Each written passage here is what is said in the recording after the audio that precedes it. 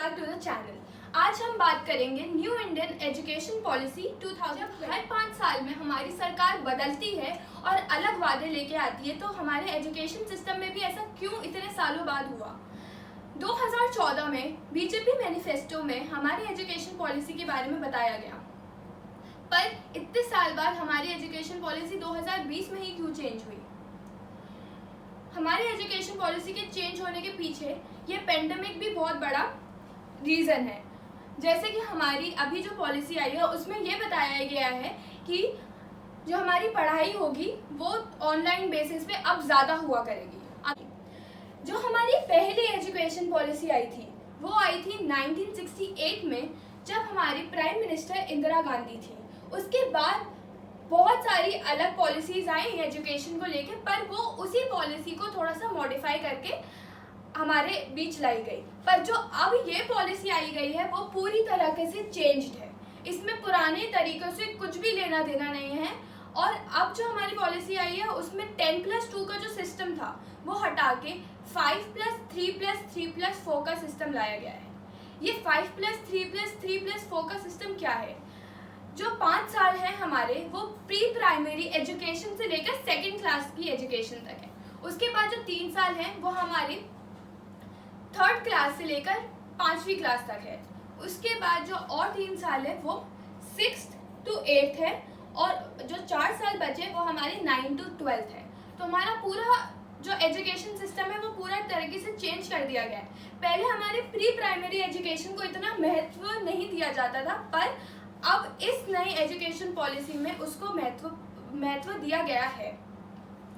हमारी जो शिक्षा हमारे भारत में सबसे महत्वपूर्ण हिस्सा रहा है हमेशा से, और हमारे संविधान में भी एजुकेशन के लिए एक एक्ट बनाया गया है, वो है राइट टू एजुकेशन, जहाँ पे 6 से 12 साल के बच्चों को मुफ्त शिक्षा देने का वादा किया गया है। एक अच्छी बात इस पॉलिसी में मुझे लगी वो है कि कोई भी बच्चा कोई भी सब्जेक्ट पढ़ सकता है। हमने स्कूलों में बहुत बच्चों को लड़ते हुए देखा है कि हमारे पास साइंस है तो हमारे पास कॉमर्स है, हम ज़्यादा पढ़े हुए हैं, तुम कम पढ़े हुए हैं। अब ये बैरियर जो है हट चुका है। कोई भी बच्चा, अब जैसे साइंस है, साइंस के साथ कॉमर्स पढ़ सकता है, आर्ट्स के साथ हम बायोलॉजी पढ़ सकते हैं, हम कुछ भी अपनी चॉइस के सब्जेक्ट्स मिला के हम पढ़ सकते हैं जिसमें हमें इंटरेस्ट हो। अब बच्चों के बीच में कोई लड़ाइयाँ नहीं रह जाएंगी कि मैं कॉमर्स का हूँ तुम साइंस के हो। ये एक दूसरी बात थी जो मुझे बहुत अच्छी लगी।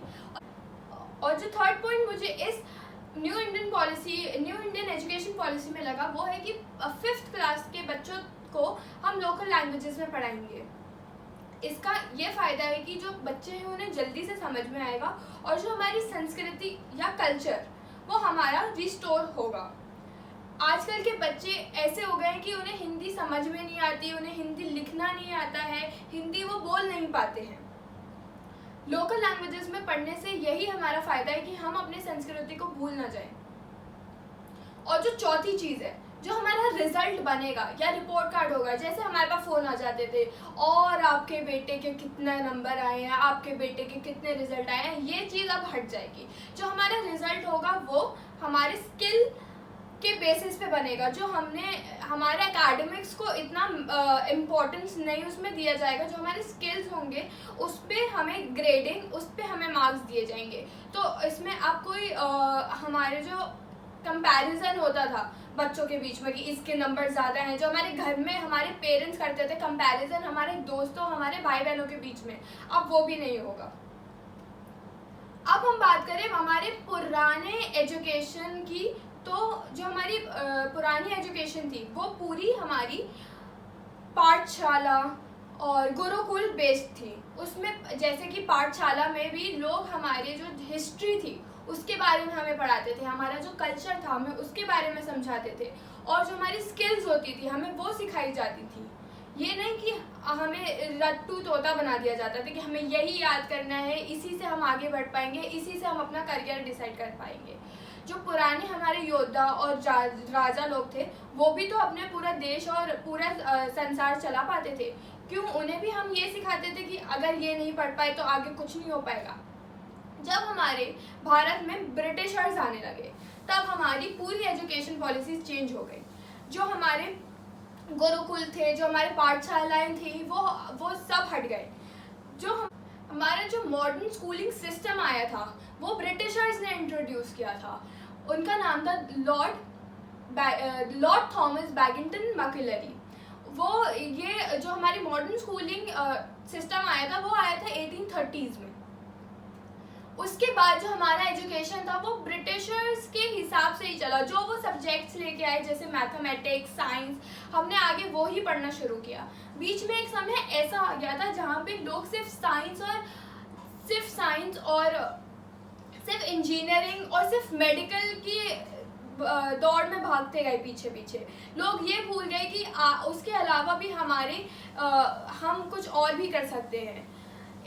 बहुत सारे लोग सिर्फ इसी रेस में भागे कि हम इंजीनियरिंग करेंगे, हम मेडिकल करेंगे, पर उसके अलावा भी कुछ ऐसे कोर्सेज थे जिससे हम आगे बहुत कुछ कर सकते थे। जैसे लॉ हो गया, फिर जैसे ही लॉ आया तो लोग उसकी रेस में भागने लग गए। उन्होंने ये सब छोड़ दिया कि जर्नलिज्म भी कुछ होता है और दूसरे सब्जेक्ट्स भी कुछ होते हैं। जैसे बिजनेस लोग करते थे, तब भी बिजनेस करते थे, पर बिजनेस ऐसा नहीं था कि बिजनेस सिर्फ हमारे व्यापारी जो एक्सपोर्ट इंपोर्ट थे वो होते थे, मसालों का, कपड़ों का, सिर्फ ऐसा बिजनेस होता था। जैसे हम उस टाइम पे बात करें इवेंट मैनेजमेंट, तब कोई सोचता भी नहीं होगा कि इवेंट कोई हम अपना करियर भी इसमें बना सकते हैं। लोगों के पेरेंट्स उन्हें मोटिवेट भी नहीं करते थे। पर जो हमारी न्यू इंडियन एजुकेशन पॉलिसी 2020 आई है उसमें हम लोग कुछ भी कर सकते हैं। जैसे पॉटरी हमारे कल्चर का एक बहुत इम्पोर्टेंट हिस्सा है, हम वो भी पढ़ सकते हैं। हम बहुत कुछ कर सकते हैं। ये नहीं कि हमारे पास सब्जेक्ट बैरियर्स हो गए, हमें यही पढ़ना है, हमें यही करना है। हमें जो पसंद होगी हम उसमें अपना करियर बना सकते हैं। ये जो पॉलिसी आई है उसमें एक और लोगों ने क्रिटिसाइज किया है एक पॉइंट, जैसे कि 6th से लेकर 8th तक के बच्चे बाहर जाके इंटर्नशिप कर सकते हैं।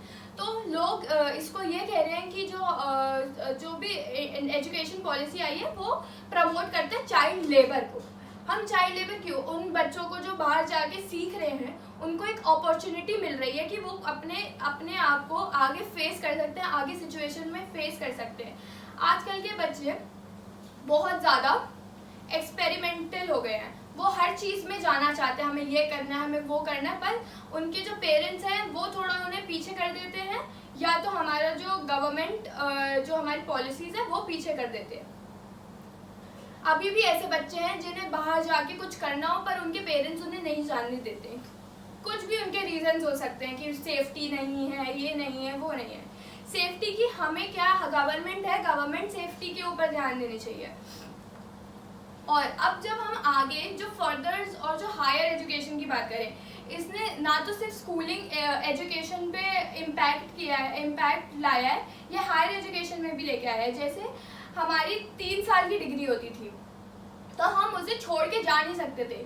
समहाउ किसी लोगों के पास फाइनेंशियल प्रॉब्लम होती थी, किसी को कुछ प्रॉब्लम होती, तो बीच में हमारी स्टडीज ब्रेक हो जाती थी किसी भी रीजंस की वजह से। पर अब जो इंडियन एजुकेशन पॉलिसी आई है उसमें अगर हम 1 साल भी पढ़ रहे हैं कॉलेज में तो हमें 1 साल की डिग्री मिलेगी। अगर हमने 2 साल पढ़ाई करी तो हमें 2 साल की डिग्री मिलेगी। अगर हमने पूरा कोर्स किया तो हमें पूरे कोर्स की डिग्री मिलेगी। और ये जो है फ्री एग्जिट एंड एंट्री इसको कहते हैं कि अगर मैंने 1 साल कॉलेज में पढ़ाई करी है तो मैं दूसरे साल सेकेंड ईयर में अपना एडमिशन ले सकते हो। ये नहीं कि मुझे वापस पूरा 1 साल पढ़ना होगा और फिर मुझे दोबारा दूसरा साल करना होगा। इसमें हम लोग कभी भी किसी भी कॉलेज में एंट्री ले सकते हैं और एग्जिट कर सकते हैं। तो यही कुछ पॉइंट्स थे इस न्यू इंडियन एजुकेशन पॉलिसी में। अब ये देखते हैं कि गवर्नमेंट इसको एग्जीक्यूट कैसे करती है। पॉलिसी तो बहुत अच्छी है, पर अब ये देखते हैं कि इसकी एग्जीक्यूशन कितनी अच्छी हो पाएगी। टीचर्स इसमें एडजस्ट कर पाएंगे, टीचर्स इस पॉलिसी को समझ पाएंगे, आगे बच्चों को पढ़ा पाएंगे। अब यही हमारा एक मोटिव रह जाता है कि ये हम लोग पॉलिसी को एग्जीक्यूट और परफॉर्म कैसे कर पाएंगे। Thank you. Back to the channel.